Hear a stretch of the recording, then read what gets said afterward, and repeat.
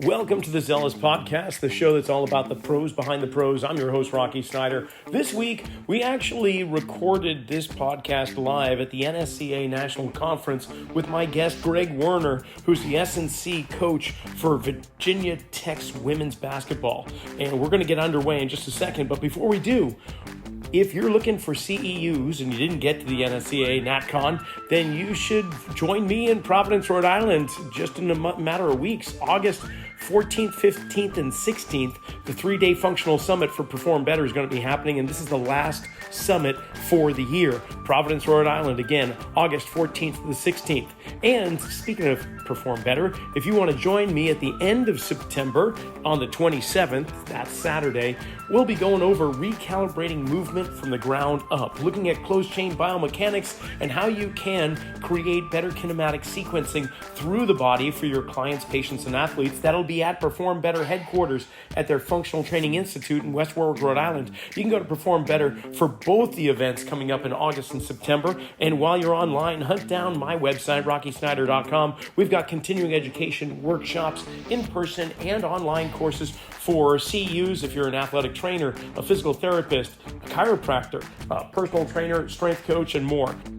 Also, check out my book, Return to Center, Strength Training to Realign the Body, Recover from Pain, and Achieve Optimal Performance. Whether you go to my website or Amazon, wherever you'd like to go. Be sure to check out Satanta College if you're looking for a Master's of Science in Performance Coaching, Sports Injury and Return to Performance, Sports Psychology, and more. Just put the code RS10 and you'll get 10% off tuition on me. Follow us on Instagram at Rocky_Snyder. Click the subscribe button. Here we go. Greg, I can't help thank you enough for coming on the Zelos podcast. For those listening in or even watching, we are actually recording this live at the NSCA National Conference 2025 in Kansas City, Missouri. We're in our second day of the conference. People are starting to filter in around us. So hopefully you can hear us behind the rustling of people getting their breakfast and so on before the sessions begin. But I want to welcome Greg on the show here. And Greg, first of all, congratulations on a storied career. Just coming in here and announcing your retirement after how many years have you been? 35 years in the collegiate strength and conditioning. 35 years. Now, you were with Dr. Steve Plisk in the early years, weren't you? Yeah, I was at Okay. Austin P for a year and then at James Madison after, thereafter. And you spent quite a while at James Madison. 23 years. And so give us like a little story timeline, if you don't mind, like those times at James Madison to finishing up at Virginia Tech or West Virginia, excuse me. Virginia Tech. Virginia Tech. Yeah, Virginia Tech. How did your career kind of lay out that way? Yeah, I started off, I'd gone to Austin P to attend school and was very interested. I started off in bodybuilding and sports, football and basketball and baseball and all that, and then went into bodybuilding and really liked the training in particular, and bodybuilding was something that drew me in because I really, was fascinated with that. So I go to Austin P to attend school and I needed a job. And so I go into their varsity weight room. At the time, the strength coach there was Dan Austin. Dan Austin's a multi-time world champion powerlifter. Mm. And Dan and I hit it off right away. And he says, "Hey, I've got a job and a student job for you." And so he hired me. And I basically was a student assistant at that time. And Dan was tremendous, taught me so much. And after 2 years of that, I decided I wanted to step away from school and start a business. I had a business in sports supplements and clothing and things that gyms were interested in.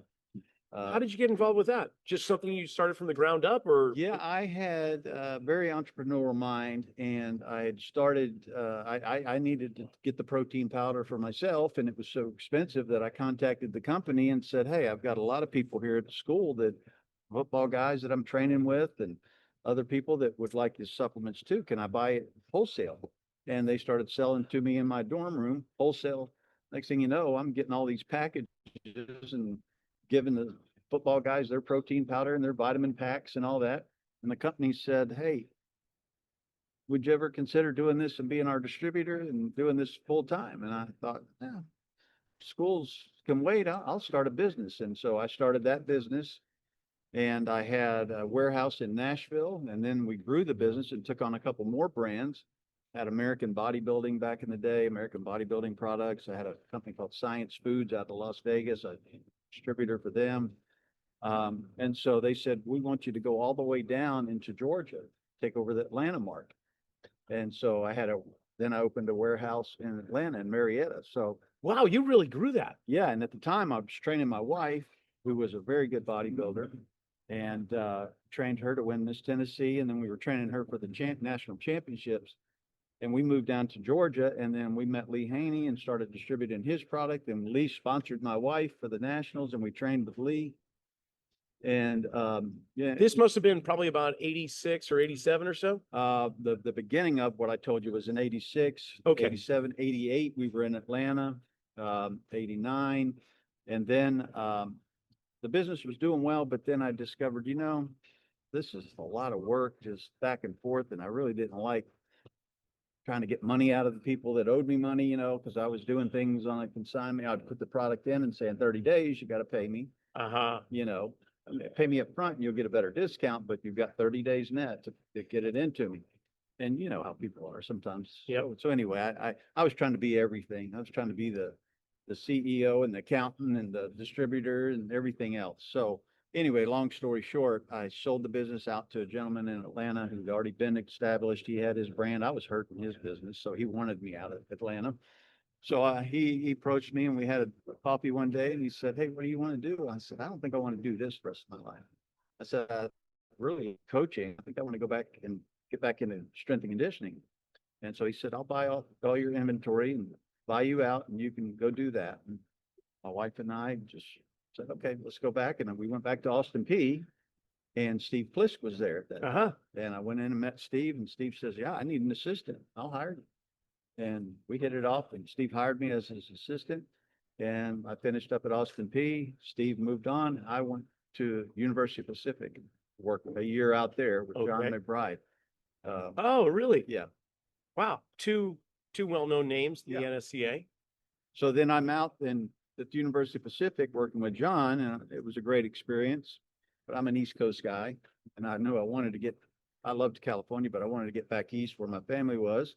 So Steve calls me up again, Plisk, and says, "Hey, I'm at this school in Virginia called James Madison University. Great school, great athletic department. The president and the AD are really behind building this strength and conditioning program.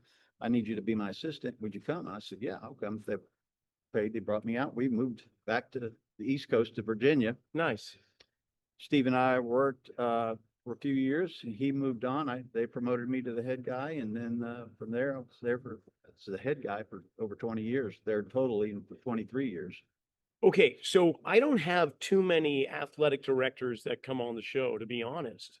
So this is great to explore, especially at the NCAA level that you were at. Like, what was involved with coming in and developing something like that with Steve and then on your own? What were your Well, duties? when we got there, Steve and I got there. Steve was there before me, but he brought me in. The strength and conditioning program was very bare bones. They had very little equipment. They had a small room.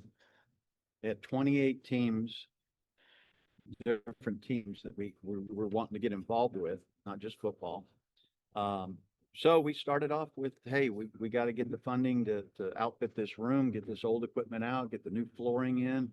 We put in Mondo flooring. We got Richard Soren at Soren X back in the day. Oh, wow. He custom built all the equipment for that room. So it was a great room. And just from there, we had one room and all these teams, and we had a really dinky little weight room up at the basketball arena for the basketball team. But that was it. And then as Steve transitioned out, he went to work at the Olympic Training Center, and I took over as the head guy. I hired an assistant. My first assistant was Fred Hatfield's son, Freddie Hatfield. Wow, these are names just keep Yeah. popping up. And so Freddie brought a lot to the table. He had a lot of knowledge, and he and I, we did a lot with those teams. And then Freddie transitioned out and went another job and brought in more people. But over time, I kept going to the athletic director and saying, hey, we need more. We need another room. We need more staff.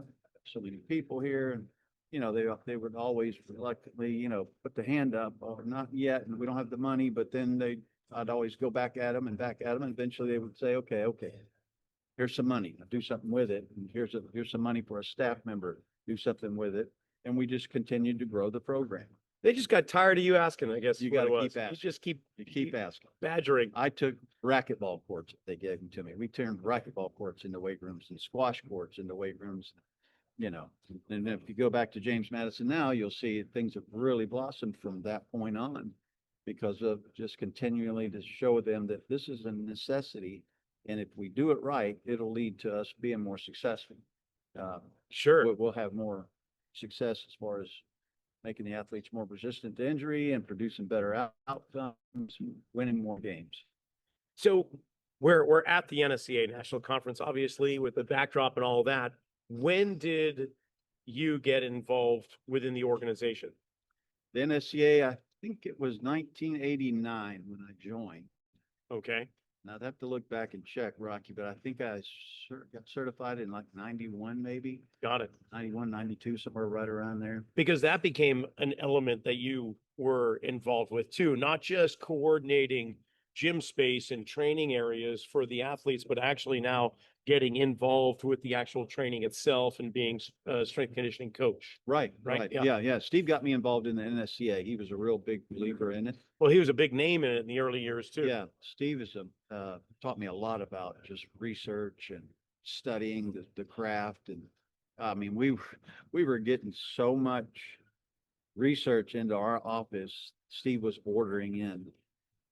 I remember at James Madison, Steve would send me up to the library to get his interlibrary loans.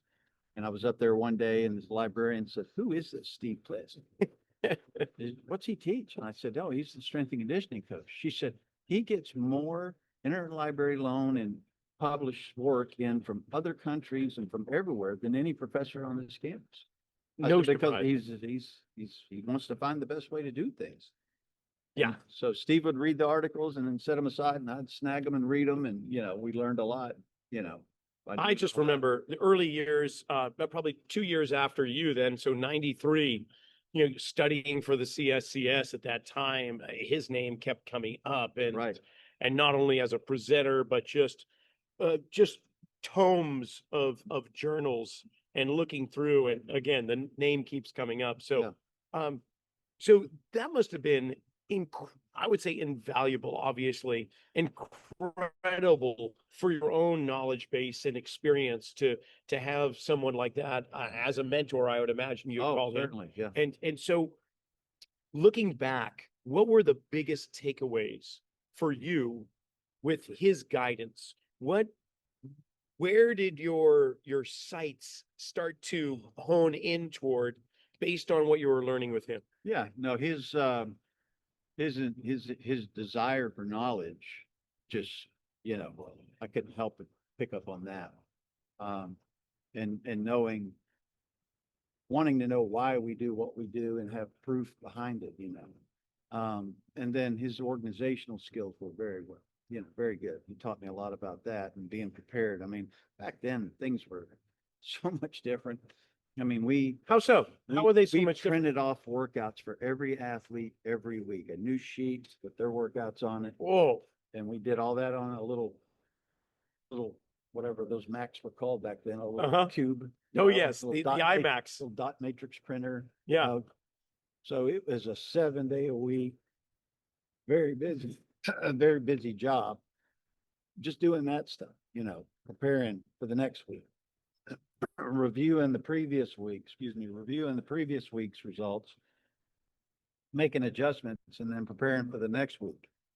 So on Sundays, and we only had one computer and one printer. So Steve was printing his teams, and then I'd wait, and then I'd come in later and print my teams.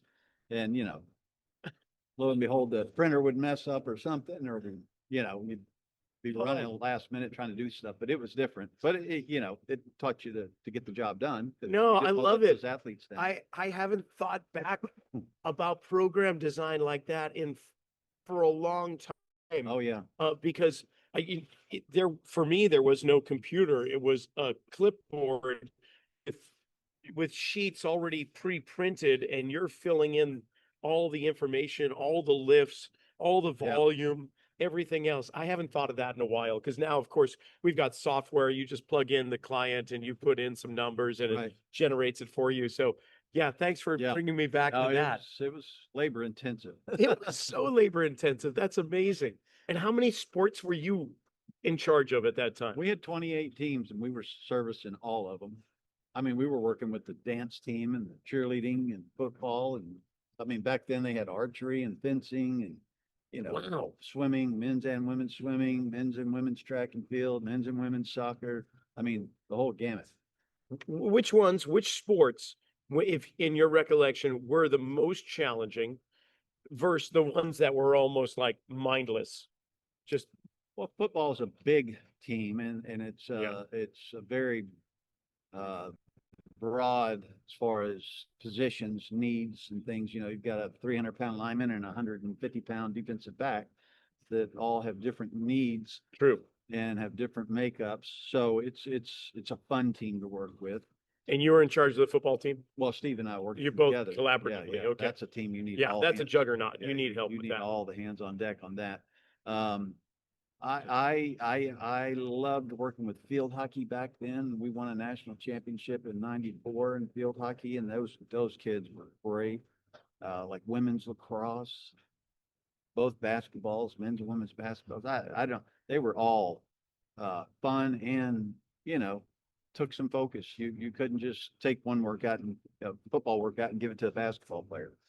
That's not going to work. Yeah. You had to be structured and study that sport, study those athletes to produce something that's going to help them individually and as a team. Now, interesting, as I think of your resume and we look at the length of time you were at James Madison, today's standards, that is quite an aberration. You don't often find people that are going to stay in that position for 22 years. Obviously, you enjoyed it and so on, but what at that point, near the end of your, I'll say your tenure, your position at James Madison, what was it that got you thinking, I think I need a change? Was there something that happened that you went to Virginia Tech? Yeah, and I didn't tell you also, I taught a class at James Madison. What did you teach? Started a class there called Kinesiology 425 Concepts, Strength and Conditioning. Before kinesiology was actually termed kinesiology. At that time, it was more like exercise science. So now we're getting into the place where, Well, they had a kinesiology department there.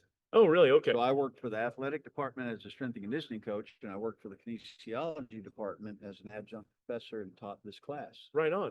Started off with one class and it was just a hit and What do you mean? Oh, a hit Just- or a pit? a hit. A hit. Okay. So many students. Oh, great. And I went to the chair of the department. I said, I can't do this again. There's like 80 students. I can't.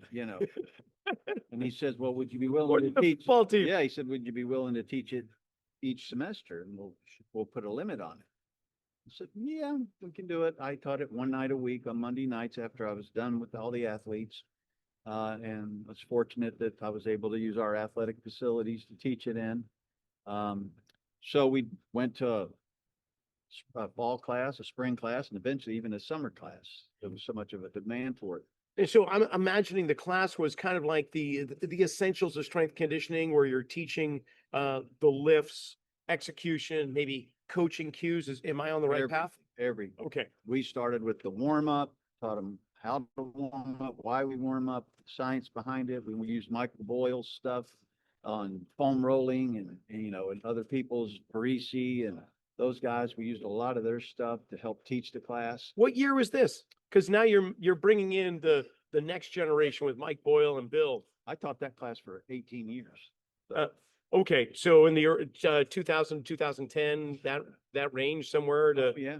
okay, Yeah, no, I started that class in 90, gosh, probably like 95 or 6. all And right. taught it all the way through 2015. Okay, all right. It was, yeah, no, we covered everything and we covered, and then midway or towards the end of the class, each student had to come in individually and do a practical exam. And I would have one of my assistants mess up every way possible the exercise, and they would have to correct it, tell us why they're doing that exercise, what muscle groups, how to breathe, how to set up the equipment, how to spot it. I mean, it was thorough. Wow. And it would break some kids down because they'd never had a practical exam like that. It was just nerve wracking to some of them, but we would help them get through it. Okay. I had them design a facility, gave them a budget, gave them a pile of catalogs and said, okay, this is your budget. These are your needs. This is the environment you're in. You're in a high school and you've got to design this facility. Right on. Here's your square footage. This is the size of the room. Now you've got to go from flooring on up. And we would put them in a group and have them do a group project with that. And they had a lot of fun doing that. Oh, that sounds like a lot of Yeah. fun. Well, creating anything is typically really We fun. went to the history of strength and conditioning. We would have them study, Boyd Epley as the first collegiate strength and conditioning coach. Meg Stone is the first female, Yeah. we had them I mean, we covered everything.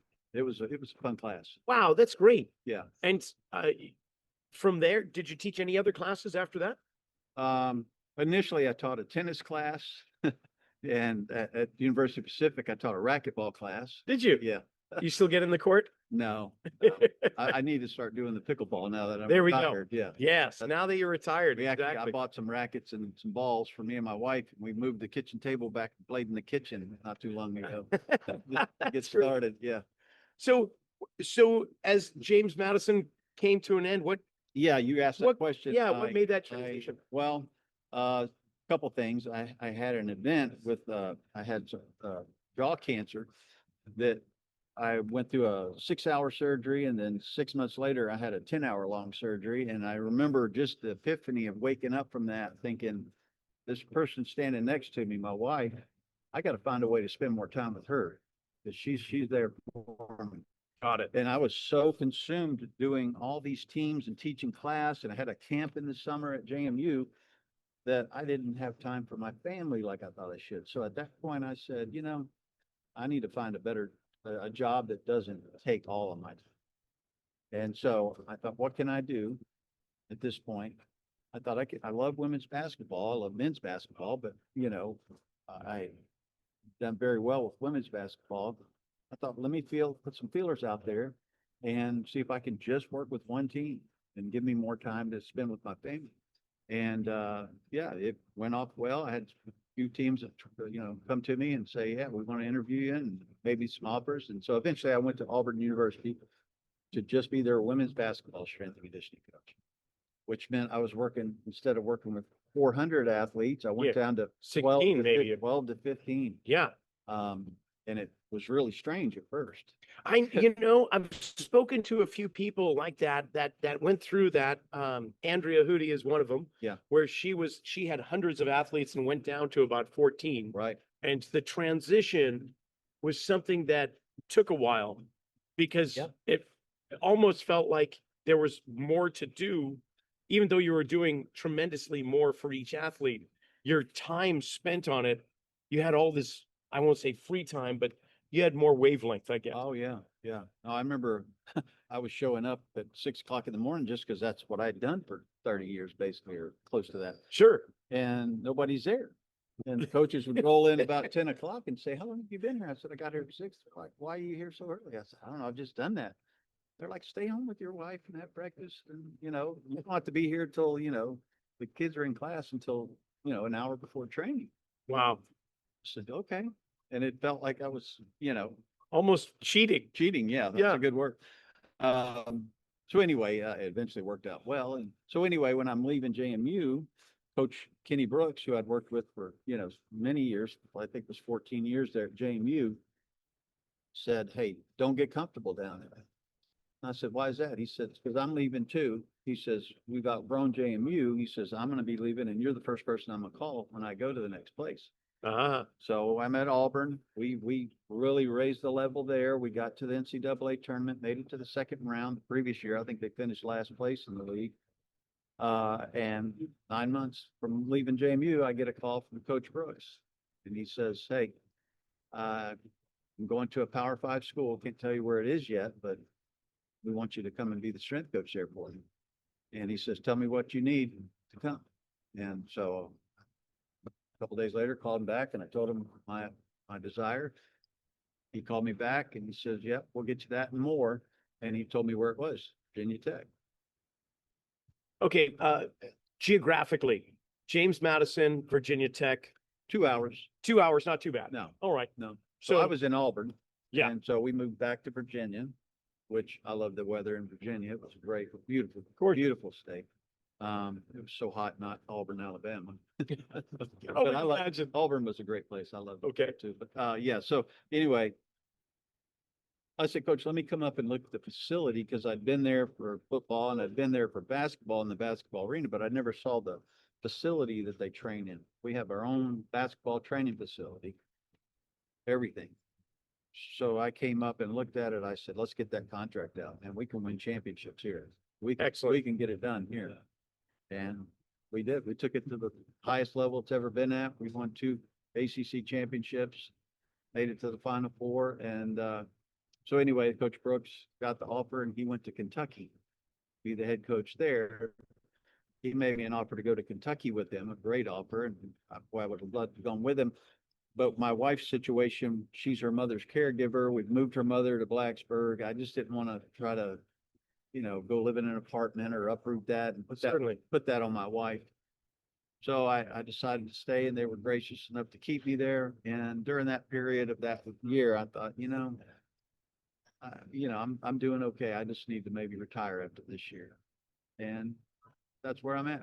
Wow. Yeah. Fantastic. Yeah. I love your career story. Okay. Women's basketball. You get to Virginia Tech. You look at the existing program and you're going, okay, that's decent. Here are the changes that I think we need to make. Fill in the blanks for me. Yeah, it was quite a difference in cultures from the previous coaching staff to what we were bringing. How so? What's the difference in culture? Just accountability and work ethic and, just what's going to be expected of them. You were coming in with a higher level of expectation? I think so, yeah. And I remember my first meeting with the team and I said, who knows what the word culture means? And one of the kids says, I know what it is. She said, and it's not good here right now. And I said, well, you'll never be able to say that again because we're going to change it. This kid was a player for the Canadian national team.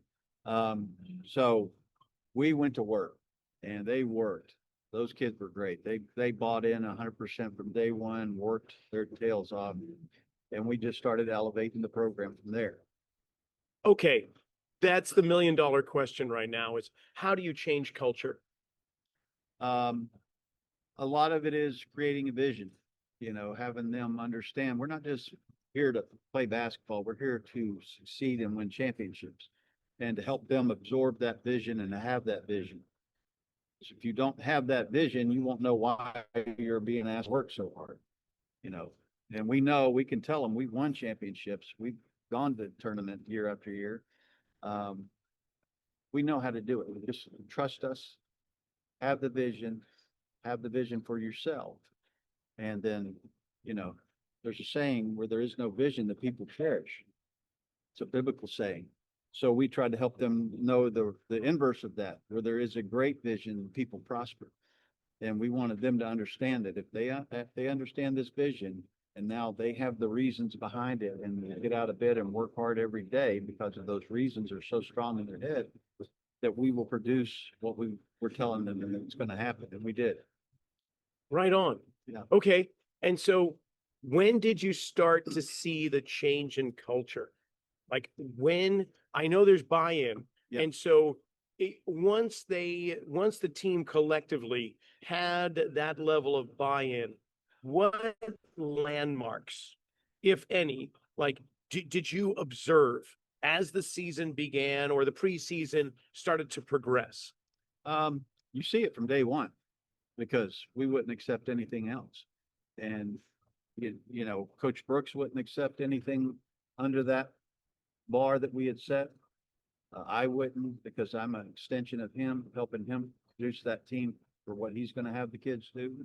And so we saw that, hey, you're in, and you're going to come up to this level. And if you don't want to be in, this is not the place for you. You know, there's plenty of schools in the country. Maybe you need to consider going to another one Hmm. because this is what we accept. I'm thinking of the Bill Walton rule, which I abide by, which is if you can't be on time, be early. Yeah.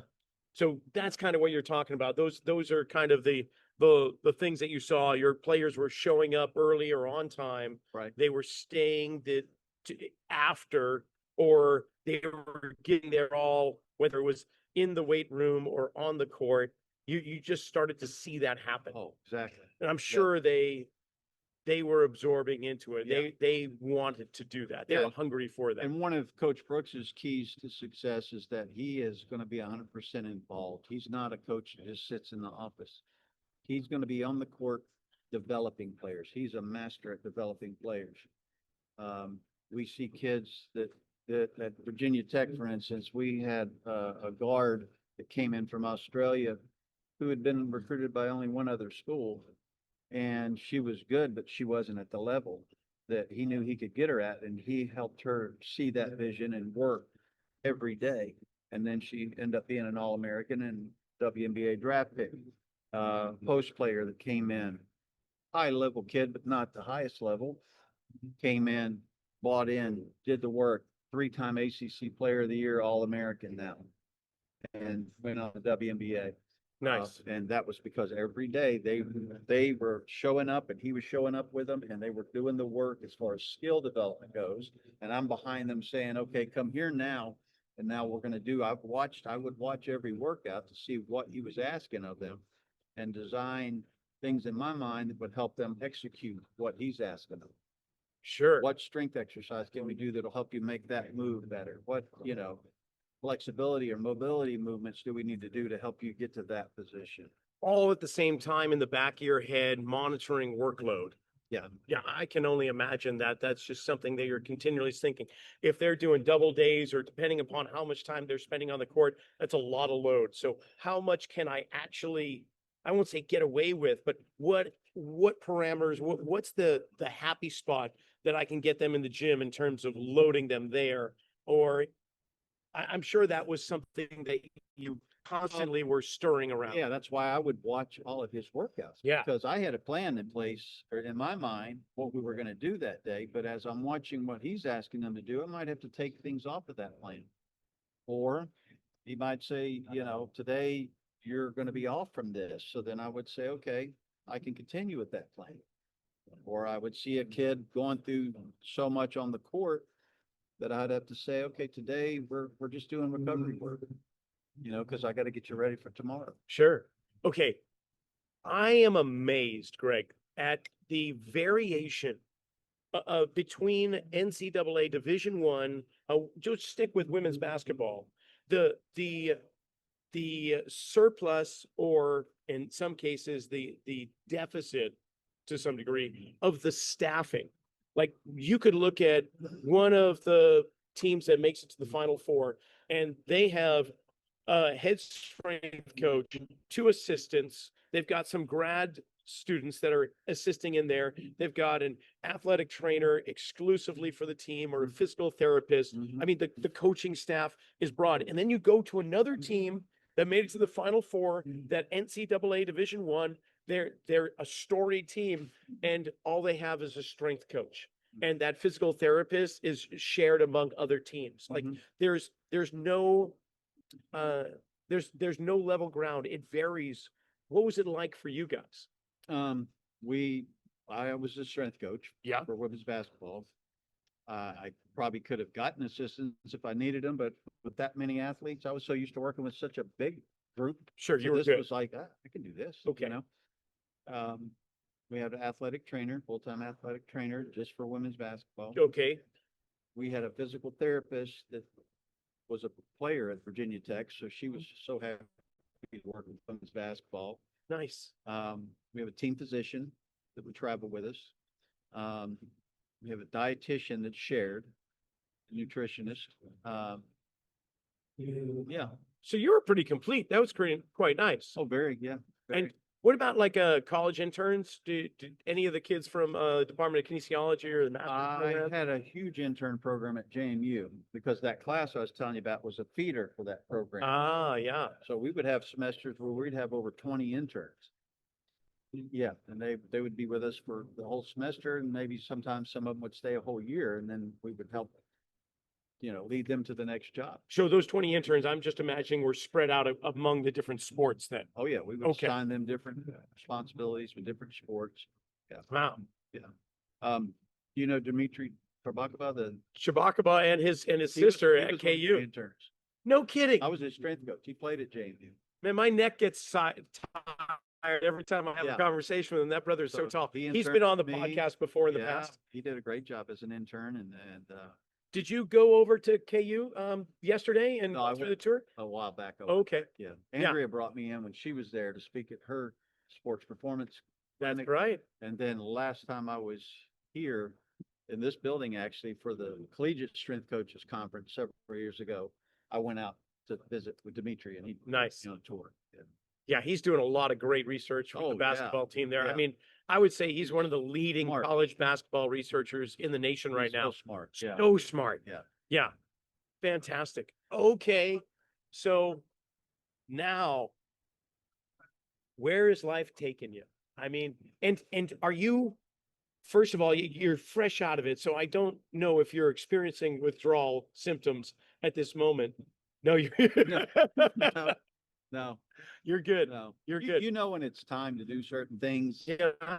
And, I hear people that will retire and then miss the work. They did it, maybe they got out at the wrong time. Maybe Mm. they should have stayed in the work, in the job, and stayed in that profession because I'm like, I knew it was time, for Yeah. me to make my move. That's great. Yeah. And so when August or September rolls around and the players start, end of August, I guess, beginning of September, players start showing up again, you're not going to feel kind of left out of that. No, I haven't so far, and Okay. anticipated. I'm still a fan. I still live in that town, and I'll Yeah. probably go to their games and be Excellent. involved. I'm involved with some groups in town. Some older gentlemen have invited me into clubs and different things. And Nice. Yeah. So you already have a plan laid out in terms of retirement, whether it's loose or really fortified. You know Oh, the yeah. direction you're going to go. Yeah. Back into the entrepreneurial side of things, you're going to start your own business doing something. don't know. Don't really anticipate it, but I'm always listening. I mean, I've Yeah. already had a couple schools contact me and ask me if I could come in and do some consulting work. They want me to come in and kind of mentor their young strength coaches. Well, that might be a nice little side Yeah. job. Yeah, And- and I'm here because I'm here to speak at this conference, and that's something I was really happy to be involved, be invited to do. Yeah. In fact, your talk is this afternoon, 1 o'clock. Yeah. Give us a little bit of a sneak peek as to what you're going to be presenting on. Yeah, it's cultivating winners and talking about things like you and I just talked about, creating that vision and helping athletes, understand the why behind it. And Give me a situation or a memory that you have of the most challenging player to get them to join in. I think the biggest thing in strength and conditioning is sometimes if a kid comes from a high school or be a previous college and they transfer in and they haven't had a program that's thorough and intense, there's a shock factor. And especially with a sport like basketball, some of them think, hey, this is basketball. I don't need to be a massive bodybuilder or anything. I don't need this weightlifting so much.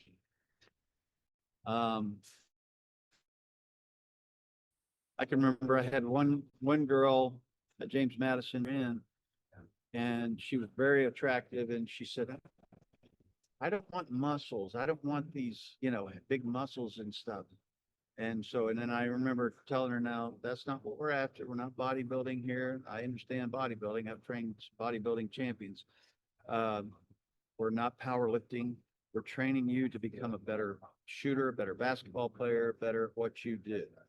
And they're probably 6 months or less after that comment and that conversation, she was the one in the mirror looking at her triceps saying, I like these muscles now.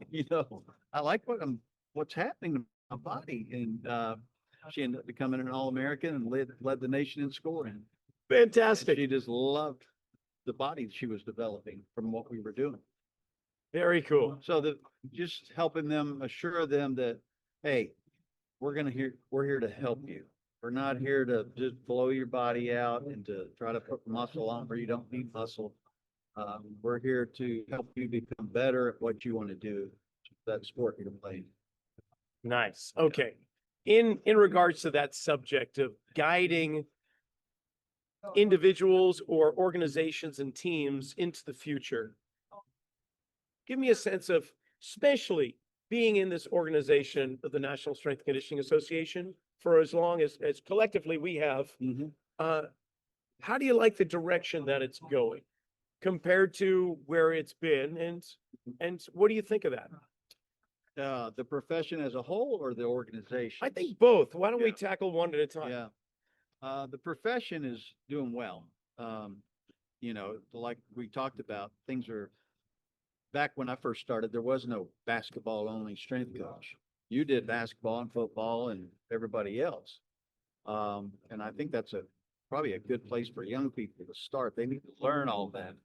They need to have multiple sports. I see kids coming out of college and they get the baseball job or the basketball job, and they never get to experience football or field hockey or lacrosse or anything. Swimming, you know, they need to be exposed to all of it Sure. young as a young strength coach. I think that's very beneficial, and then they can specialize off of that. But I think there's a lot of specialization in the profession now, which is, I think, good because it gave more job opportunities for people. And deeper knowledge base, I'm sure. Yeah. So Yeah. back in the day, you had 2 or 3 strength coaches for the whole department. Now you have 5 for football and 1 for men's basketball and 1 for women's basketball, and, you know, Olympic training or Olympic sports. You have a whole staff for that. So at Virginia Tech, I was doing women's basketball. David Jackson was doing men's basketball. The football staff had a head guy and then 4 assistants. And then the Olympic sports section, which was everybody besides those sports. Track and field and Yeah. whatnot. Yeah. Soccer, track and field, baseball, softball. I think they have 5 or 6 strength coaches over there, and then interns, and, you know, Nice. so it presented a lot of opportunities for strength and conditioning coaches. Beautiful. Because the pool was very small in the beginning. Sure. A lot of people getting certified, a lot of people with the desire, but there weren't as many jobs. So that opened up the job opportunities, which is good. Nice. Yeah. And will you, now that you're entering a different phase in your life development, stay connected with the NSCA? Oh, yeah. Yeah.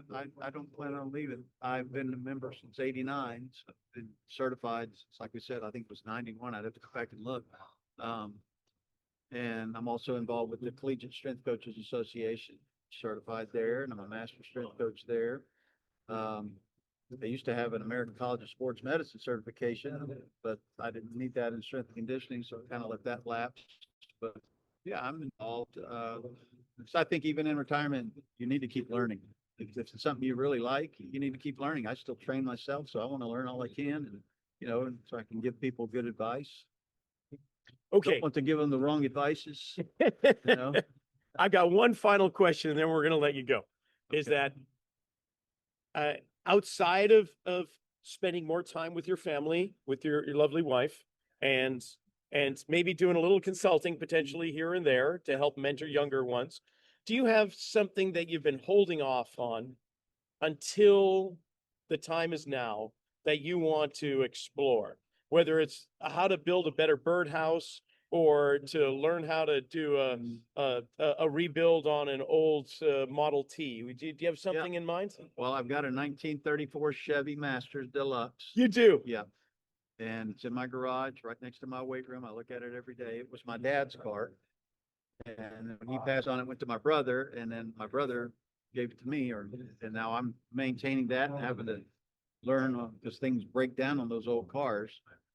Right now, I got to replace an alternator on it and work on the front end, but that's kind of a hobby.